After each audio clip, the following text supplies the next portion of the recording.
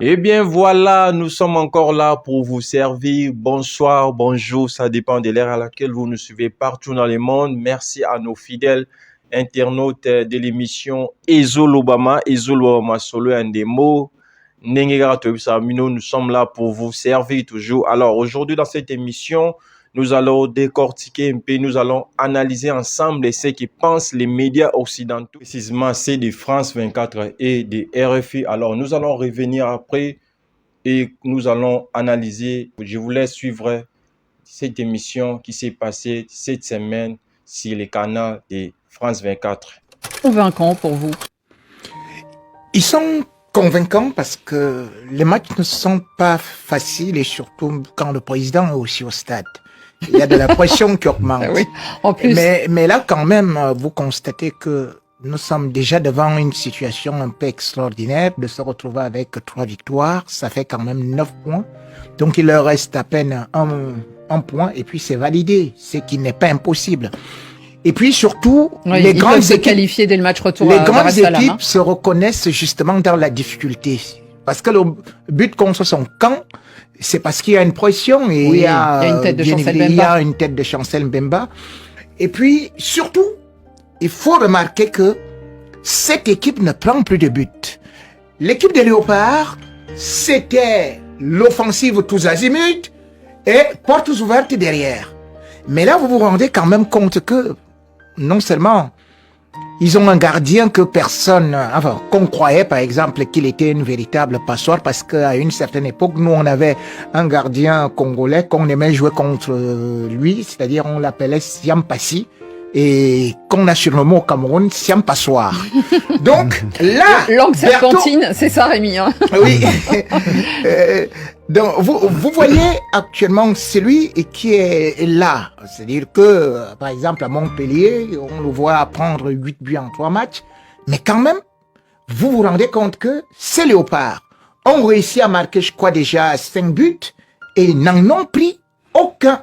Ce qui signifie que c'est une équipe qui est vraiment bien construite, solide, difficile à manœuvrer. Franck Simon, on a la sensation que depuis que Sébastien de Sabre est arrivé, on se souvient des circonstances. En plus, c'était compliqué. Il y avait eu la belle période de Florent Ibenge, et puis après, bon, une dérive un peu et de gouvernance et de sélectionneur. Et là, on a l'impression qu'il y a une osmose entre ces joueurs et ce sélectionneur.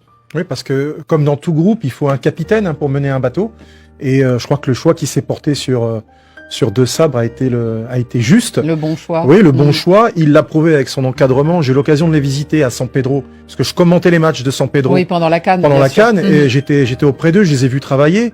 Bon, ça respire quand même, on va dire, la sérénité, ça travaille bien. Ils ont fait de beaux matchs. Ils avaient eu un match référence contre le Maroc à 14h, match nul. Effectivement, Rémi a eu raison de souligner le fait qu'aujourd'hui, c'est une équipe qui prend plus de buts. Ça, c'est très important dans ces campagnes éliminatoires. Et puis, ils savent provoquer la faute chez l'adversaire. Donc, ils ont une richesse au niveau des attaquants, au niveau des excentrés. Ils ont une charnière qui est solide aussi. Ils ont des latéraux, Masuaku est un des meilleurs latéraux africains en sélection. Bon, franchement, il y a de quoi faire. Mais tout cela a été mis en place par un homme et son encadrement. Tant que ça tient, tant qu'on le laisse travailler, tout va bien. Mais vous vous souvenez qu'il n'y a pas si longtemps, il a fallu aussi lui régler certains arriérés. Ça a surgi dans l'actualité il y a quelques mois en arrière. Depuis, ça s'est calmé, ça travaille. Il y a quand même un comité de normalisation là-bas. Il n'empêche, ça travaille.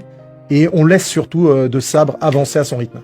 En plus, je dirais, Xavier, on connaît les mésaventures marseillaises de Chancel Mbemba, qui est le capitaine emblématique de cette équipe de RDC, et on a l'impression, comme d'autres internationaux, hein, il n'est pas le seul, mais que se rendre en sélection lui ouvre vraiment quelque chose de positif et aide vraiment la sélection et l'aide lui aussi. Alors lui aussi bien sûr, mais c'est aussi parce qu'il y a ce qu'expliquait très bien Oui. Franck Simon, il y a cette atmosphère qui est un peu sereine autour de la sélection des Léopards.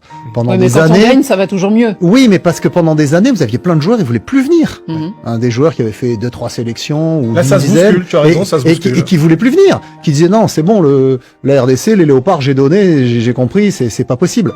Donc aujourd'hui, les professionnels veulent venir. Effectivement, il y a même des jeunes franco-congolais ou belgeo-congolais qui choisissent choisissent de jouer pour les C'est Léopards. un vrai signe, Mais, ça. tous méritent effectivement. Mais moi, je l'avais dit dans cette émission que le choix de Sabre c'était vraiment intéressant Oui, parce qu'il avait Je crois des que pour références. beaucoup de sélections, ça serait un Voilà, excellent. le seul critique on que se j'avais souvient de son pu travail. lui faire lors de la dernière CAN, c'est que sur 23 joueurs alignés, parce que sur les 27, je crois qu'il en avait utilisé que 23, il y avait 17 qui étaient nés en Europe. Donc dans un pays de 100 millions d'habitants, il faut évidemment faire appel à plus de jeunesse née sur le sol congolais. Et je crois d'ailleurs qu'il a un peu rectifié la liste maintenant. Il a élargi pour donner plus de chance aux jeunes nés au Congo. Et puis il y a un joueur formidable, c'est Fiston Mayele. Moi j'adore. Alors effectivement, il a des carences au niveau technique, mais il a une générosité incroyable et il représente pour cette énergie qu'a le Congo aujourd'hui. Pour rebondir sur tes propos, effectivement, Mayele, c'est un super buteur sur le continent africain. On le voit avec Pyramids. Il était super bon avec Yanga en Tanzanie. Il est remplaçant actuellement. Enfin, il joue pas avec l'équipe nationale. C'est SND qui est titulaire en pointe. Mais il rentre souvent. Mais il rentre. Et tout à l'heure, derrière Oui. vous, Annie, on avait l'image, justement, une image de joie. On a vu, bon là, on a Enoch Inangabaka, mais on a vu une image de joie de Mayele. C'est pas lui qui marque, mais il est sur le banc. Mais il partage, il communie parce que c'est une équipe apaisée. Tu joues pas, t'es content quand même parce que cette équipe, elle est taillée pour aller à la prochaine Coupe d'Afrique des Nations. Et elle peut encore réaliser un parcours comme là en Côte d'Ivoire. La RDC devrait être à toutes les Coupes d'Afrique des Nations. Et ils avaient raté 2 des dernières phases finales. C'est Alors pas qu'ils normal. avaient- C'est pas alors normal qu'ils qu'un avaient pays de 100 failli, millions d'ailleurs. d'habitants ne Ouais. soit pas à toutes les Coupes d'Afrique des Alors Nations. qu'ils avaient failli se rendre à la Coupe du Monde, donc en plus En il y avait plus. un côté un peu étrange. Et là, pour la Coupe du Monde, ils sont bien partis aussi. Il faut rappeler qu'ils sont La dans un route groupe va très être difficile. longue. Oui, mais ils ont déjà 2 victoires et un nul au Sénégal. Le Sénégal qui est le favori du groupe. Ils sont allés faire match nul à Dakar. Ouais, ouais. Et Bah je oui. me souviens au moment du tirage, moi j'avais dit attention, Parfois la il y a RDC. des passations de pouvoir. Voilà, et donc là, on va vraiment domination. avoir une campagne éliminatoire après cette CAN qui va reprendre pour la Coupe du Monde, qui va être passionnante. Alors cette troisième journée, elle est en train de se dérouler. Il y a eu des matchs hier, il y en aura aujourd'hui, il y en aura encore demain. Mais la quatrième journée, ce sont des matchs aller-retour avec les mêmes Match sélections. miroir.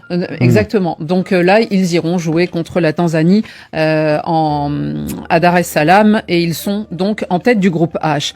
Alors merci, nous sommes de retour dans ce plateau de l'émission Izolobama Solo et Ndembo.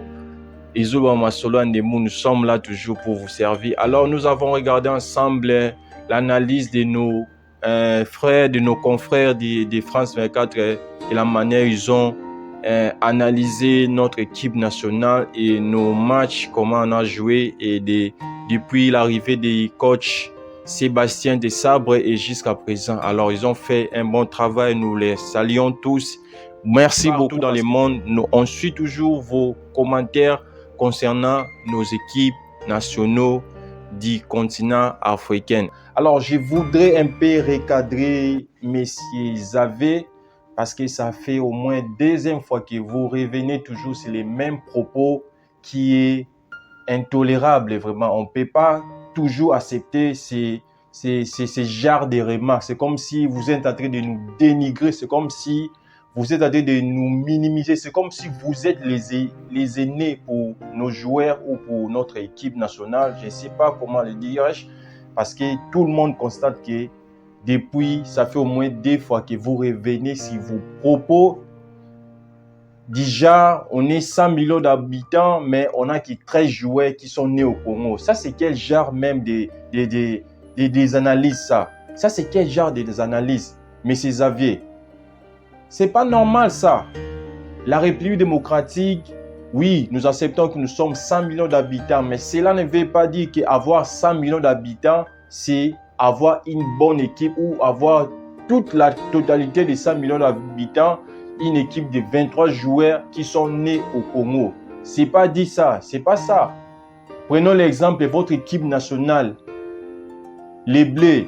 Combien de joueurs qui jouent à l'équipe nationale, ils jouent dans votre championnat de Ligue 1? Combien de joueurs sont là-bas qui représentent Ligue 1 dans l'équipe nationale française? Ça, ce sont des propos un peu dénigrants. Vous devez changer votre manière de voir des choses. Vous devez respecter tout le monde.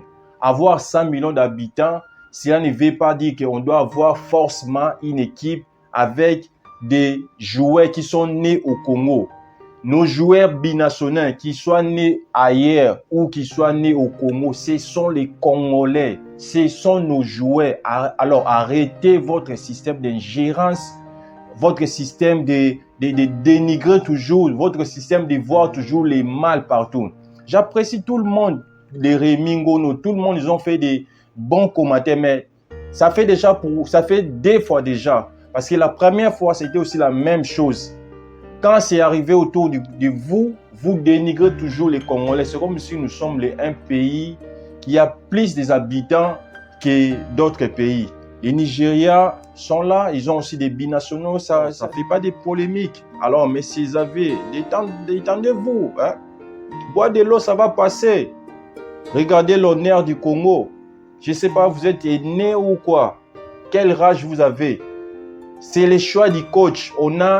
On est 100 millions d'habitants. Oui, nous acceptons 100 millions, plus de 100 millions d'habitants. Oui, nous acceptons cela.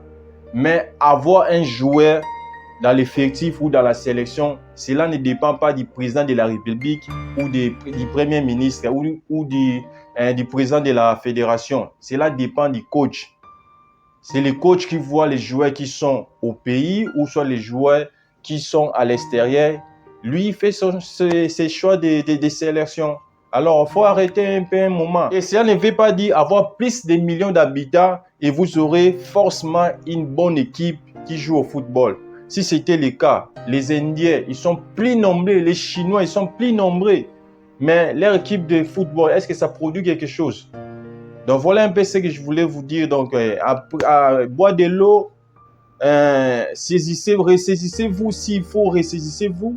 Alors, attends encore notre qualification et tu vas venir encore nous dénigrer du genre que nous avons que 13 joueurs qui sont nés au Congo et qui jouent au football. Et c'est regrettable quand ça sort dans la bouche d'un journaliste d'une grande chaîne. Donc, c'est ça vraiment. Donc, on déplore ça. Donc, arrêtez votre discours là. Il faut chercher d'autres points à critiquer. Mais ne critiquez pas les choix du coach.